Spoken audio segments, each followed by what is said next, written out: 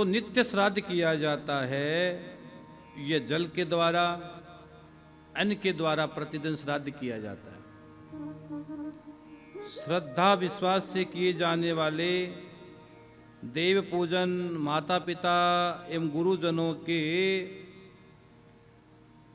पूजन को नित्य श्राद्ध कहते हैं।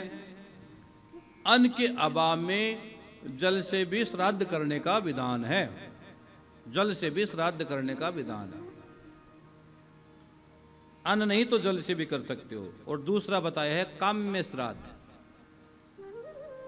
जो श्राद्ध कुछ कामना रखकर किया जाता है उसको काम्य श्राद्ध कहा गया है। कामना, आप कोई कामना रखोगे अपने पितरों से कि पितृ देवताओं ये कामना है मेरी, इसके निमित्त मैं श्राद्ध कर रहा हूं, तो वो पितृ देवता, वो पूर्वज आपको वो चीज प्रदान करते हैं।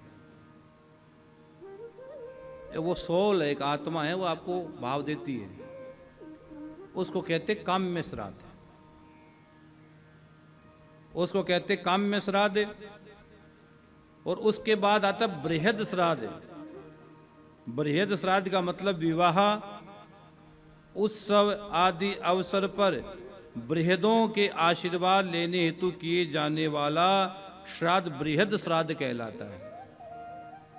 वो बृहद श्राद्ध के नाम से माना गया है। और उसके बाद है सपिंडित, मतलब सपिंडित श्राद्ध। ये सपिंडित श्राद्ध सम्मान हेतु किया जाता है।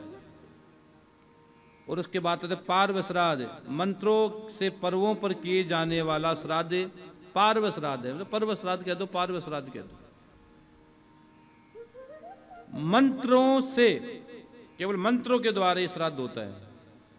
मंत्रों से पर्व पर किए जाने वाला श्राद्ध को पार्व श्राद्ध है, जैसे कि अमावस्या आदि पर्व पर किए जाने वाला श्राद्ध। उसके बाद आता है गोष्ठ श्राद्ध। गोष्ठ श्राद्ध कहाँ किया जाता है? गौशाला में किए जाने वाले श्राद्ध को गोष्ठ श्राद्ध कहते हैं। गौशाला में भी श्राद्ध करने का विधान है। अगर आप गौशाला में श्राद्ध करते हो अपने पितरों के निमित्त, पुरखों के निमित्त, तो यह भगवान की बहुत बड़ी कृपा है, बहुत बड़ी कृपा है।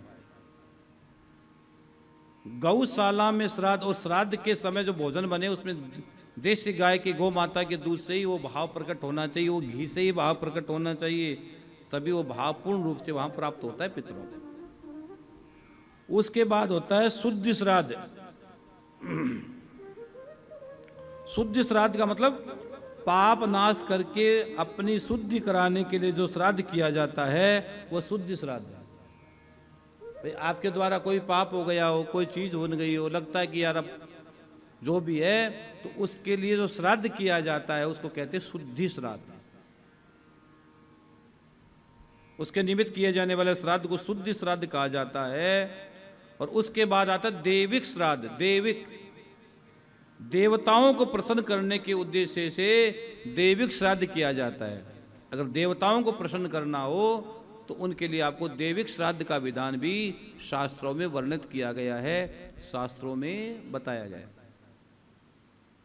हाँ, और उसके बाद आता है कर्मांग श्राद्ध। आने वाली संतति के लिए, अब बहुत अच्छी बात, अद्भुत बात बता रहा हूं, आने वाली संतति के लिए गर्भाधान, सोमयाग, सीमंतो नयन आदि जो संस्कार किए जाते हैं उन्हें कर्मांग श्राद्ध कहते हैं। इसमें देखो 16 संस्कार का जिक्र आ गया है, उसमें से कुछ संस्कारों का भी वहां वर्णन कर दिया गया है। और इसको कहते हैं कर्मांग श्राद्ध। और उसके बाद आता है तुष्टि श्राद्ध। उसके बाद श्राद्ध का नाम है तुष्टि श्राद्ध। देशांतर में जाने वाले की तुष्टि के लिए शुभ कामना की जाती है। अगर कोई आपका व्यक्ति बाहर जा रहा हो कमाने के निमित्त या कोई भी काम के लिए, उसकी शुभ कामना के लिए, उसकी यात्रा मंगलमय हो, उसके जीवन खूब मंगल हो, उसके लिए तुष्टि श्राद्ध की कामना की जाती है, शुभ कामना दी जाती है। उसके लिए जो दान पुण्य किया जाता है उसे तुष्टि श्राद्ध कहते हैं। हाँ, अपने मित्र, भाई,